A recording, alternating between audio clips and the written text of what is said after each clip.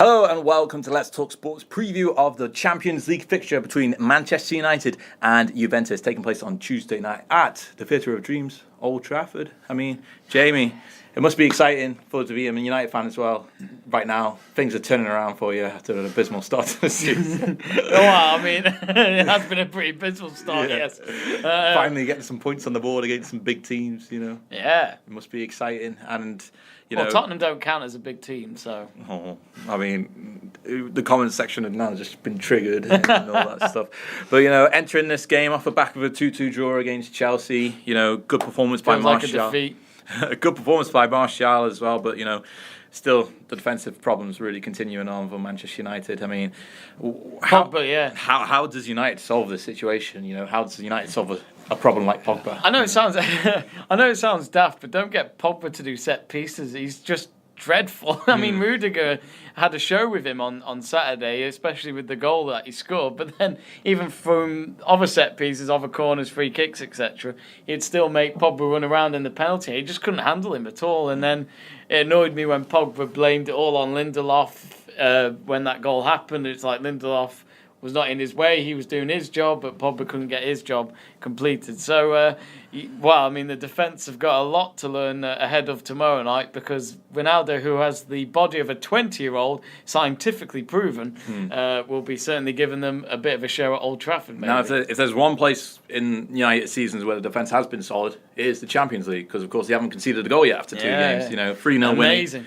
3-0 win against Young Boys, and the draw, a 0-0 draw against Valencia last time out. You know, I mean, it must give United some sort of confidence that, you know, at least Champions League form's on their side. Yeah, until Ronaldo plays against De Gea, you know, there's only one winner, isn't there? But, you know, De Gea to save them all, you know, with the penalties and the free kicks and all that. But, no, I mean, don't get me wrong, good start. But that Valencia result was still a bit annoying because it was at home.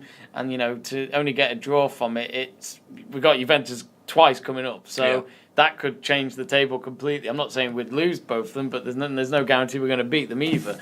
Especially going to Turin, it's a difficult place to go to for any team. And, you know, Juventus being a side that in the last few years they've been been to the Champions League final on 2 occasions, just shows that they are serious about trying to win that European Cup. Yeah, even without Ronaldo, they managed to get to that stage of the competition, so it gives them good strength in that front. And, you know, as always, they're constantly dominant in Serie A so far this season at the top of the table. 8 wins from 9 games, 1 draw, 19 goals scored, only 6 conceded. Last time out, they did have that draw, though, against Genoa at the weekend, 1-1 draw there. But, you know, Cristiano Ronaldo returning to Old Trafford, those would be the headlines on the pages the next day, whether or not he succeeds or fails on his return. How well do you think Ronaldo can do in this situation, especially with how United are so far this season? Well, I'm hoping he'll score a hat-trick of own goals, you know, just to pay back to United for what we've done for him. But, you know, I remember the last game when he came to Old Trafford with Real Madrid,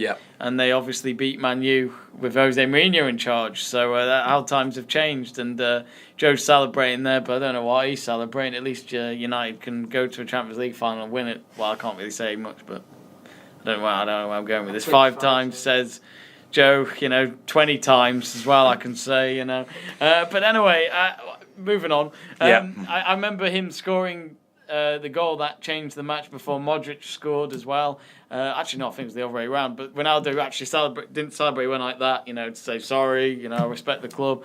And yeah, that was 5 years ago. 5 years on, it's all changed. You know, he's been amazing at Real Madrid, and he's showing the form again at Juventus, and I'm not looking forward to him going up front against United. No, it certainly would be a difficult test because of how Ronaldo is as a forward, as an attacking player, and one that United will have to handle in their own way. But on the flip side, with United, they got Lukaku up front, going up against this defence that's Juventus that's changed over the past year, with Buffon leaving to go to PSG, and a change around of the guard in terms of defenders. You know, I was going to say Szczesny's in goal now, isn't he? Szczesny's in goal now, yeah, too. Do you think Lukaku will be able to get himself back onto form against this Juventus defence? I mean, to say he's not on form would be a bit of a critique mark, because he's been playing well, but he's not been getting the goals. Do you think he'll get back into the goal? I feel like his coaches when he was a kid got his career wrong. By time he should be a striker. He can cross a ball better than anybody.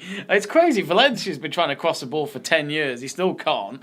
That's why he's a right back now. And for some reason, Lukaku is great, apart from being a striker at the moment. You know, he had that free header against Chelsea. I know it was quite far out, but I just felt like he could have done a lot better with that. You know, he's meant to be a world-class striker in some eyes. So I was a bit annoyed that he couldn't do anything with that, but you know, for Lukaku, I think it's big games like this where we need him, because I mean, you know, there's some games where he doesn't score, but that's because the opportunities just don't happen for him. He can't do everything, but sadly, if the opportunities come on Tuesday night and he doesn't score them, then it's another reason why he'll never make it at Man U. Yeah, and then there may be questions of potentially finding a replacement that will get the goals in January. Yeah. I mean, Zlatan Ibrahimovic again, maybe. We'll have to wait and see on that one, I think.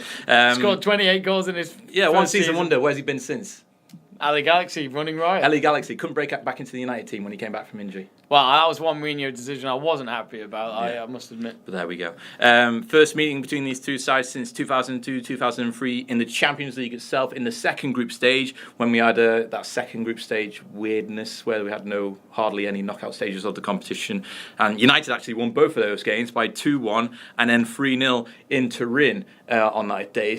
Do you remember the goal scorers from those games? Van Nistelrooy. Yeah, and I'm going to close my book. I didn't see my writing. No. Where I scribbled it out because I wanted to test you to see. I remember the games roughly because I think one of them was on ITV at the time or something like that. But Van Nistelrooy, Veron? No.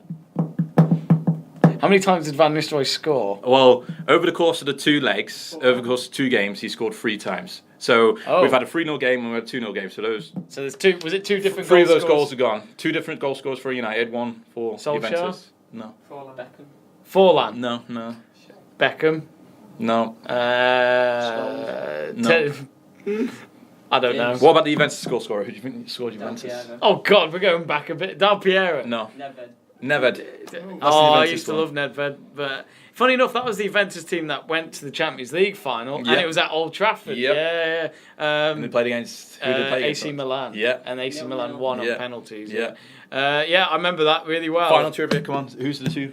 Come on. He keeps shouting them, and I'm trying to say them. 5 seconds. 4. I'll go ahead. 3. All right. Ryan Giggs. Yep.